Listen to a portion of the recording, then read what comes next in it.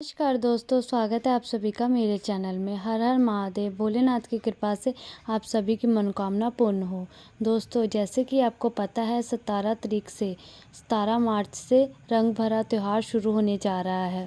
रंग भरा त्यौहार में जो पहला सोमवार होता है ये बहुत ही महत्वपूर्ण होता है और बहुत ही शुभ होता है।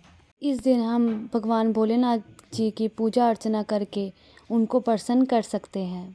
आपको क्या करना है, इस दिन आपको 5 दीपक वाला उपाय करना है। आपके घर में कोई भी व्यक्ति हो, अगर उनमें से कोई एक व्यक्ति भी अगर ये 5 दीपक वाला उपाय कर लेता है तो वो जीवन में उसको और उसके घर परिवार में कभी भी कष्ट नहीं आता है, धन की कभी भी कमी नहीं होती है और माता लक्ष्मी जी उनके घर में हमेशा विराजमान रहती है।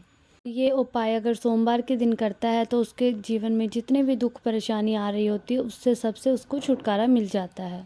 सब व्यक्ति के जीवन में कोई भी परेशानी होती है उससे छुटकारा मिल जाता है और सभी लोगों के जिस व्यक्ति के भी मन में जो मनोकामना होती है उसको भोलेनाथ जी ज़रूर पूरी करते हैं। और ये 5 दीपक वाला उपाय आपने पहले भी सुना होगा, मैंने आपको कई वीडियो में बताया है। क्योंकि अगर ये 5 दीपक वाला उपाय किसी शुभ दिन में किया जाता है तो जो मनोकामना होती है व्यक्ति की वो ज़रूर पूरी होती है। और हम आज आपको इस वीडियो में 18 मार्च को जो रंग भरा सोमवार पड़ रहा है उस दिन ये 5 दीपक वाला उपाय कैसे करना है उसके बारे में हम आपको बताने जा रहे हैं। उससे पहले अगर आपने चैनल को सब्सक्राइब नहीं किया तो ज़रूर कर ले और वीडियो को लाइक करें, वीडियो को शेयर करें और कमेंट बॉक्स में हर हर महादेव ज़रूर लिखें। तो आइए बात करते हैं कि ये वाला उपाय आपको कैसे करना है। ये वाला उपाय किसको करना है, किस समय करना है और कैसे करना है, इसके बारे में आप ध्यान से सुनिए। आपको एक बात का ज़रूर ध्यान रखना होगा कि ये जो उपाय है ये आपको सही तरीके से करना होगा। इसीलिए इस उपाय को आप अच्छे से सुन लीजिएगा, उसके बाद ही आप ये उपाय करिएगा।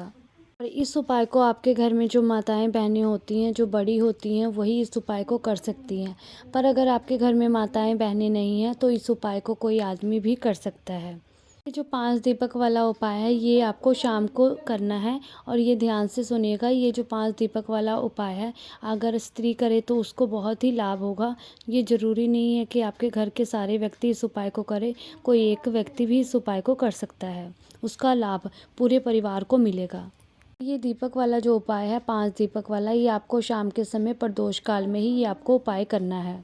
ये जो उपाय होता है ये जो हम प्रदोष काल का समय कहते हैं ये 6 बजे से लेकर के 7 बजे के बीच में होता है, प्रदोष काल का समय होता है। तो इस समय आप ये उपाय कर सकते हैं।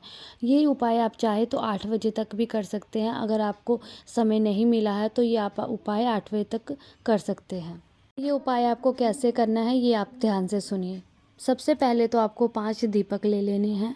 अपने प्रदोष काल में ये उपाय करना है तो उससे पहले आप सारी चीज़ें जो सारी सामग्री होती है पहले से ही आप तैयार करके रख दें, ताकि ये तैयार होगा तो आप प्रदोष काल के समय ये वाला उपाय कर सकते हैं। यहाँ पर आपने क्या करना है, 5 दीपक लेने हैं। जैसे कि अगर आप 5 दीपक लेते हैं तो आप पहले वाले तो यूज़ नहीं कर सकते हैं और इस समय आपको नए दीपक नहीं मिलेंगे, तो इसीलिए आप आटे के 5 दीपक तैयार कर लें। आटे के जब आप 5 दीपक तैयार करेंगे तो उसमें ध्यान रखिएगा आटे में सिर्फ आपने पानी मिलाना है और उसको गूंद करके दीपक तैयार कर लेना है। आटे में आपने कोई और सामग्री नहीं डालनी है, जैसे नमक वगैरह कोई और चीज़ आपने इसमें नहीं डालनी है। और आपको दीपक ज़्यादा छोटे नहीं बनाने हैं, आप मीडियम साइज के दीपक तैयार कर ले ताकि आपको उसका फल अच्छे से मिल सके। दीपक बनाने के बाद आप कोई भी सी थाली ले लेना और उसमें अपने सारे दीपक रख लेना।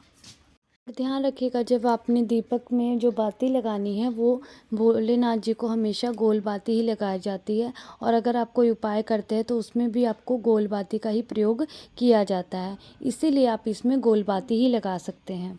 वैसे तो मार्केट से मंगा करके भी आप गोल बाती लगा सकते हैं, पर अगर आप अपने हाथों से गोल बाती तैयार करके लगाते हैं तो उसका लाभ बहुत आपको मिलेगा और भगवान की कृपा भी आप पे बरसेगी। इन 5 दीपकों के अंदर आपको शुद्ध गाय का घी आपको डालना है और कोई चीज़ इस्तेमाल आपको नहीं करनी है। इसमें कोई और घी इस्तेमाल नहीं करिएगा, आप शुद्ध गाय का घी ही इस्तेमाल करिएगा। ये आपको मिल जाएगा, मार्केट से भी मिल जाएगा, पर आप ध्यान रखिएगा कि शुद्ध गाय का घी हो, उसमें मिलावट नहीं होनी चाहिए। अगर आपको नहीं मिलता तो आप अपने घर में शुद्ध गाय का घी ज़रूर तैयार करके रखें दीप के लिए। और ये बात का आप ध्यान रखिएगा, आपको नहा धो करके ही आपको इस उपाय के लिए तैयार करके रखना है।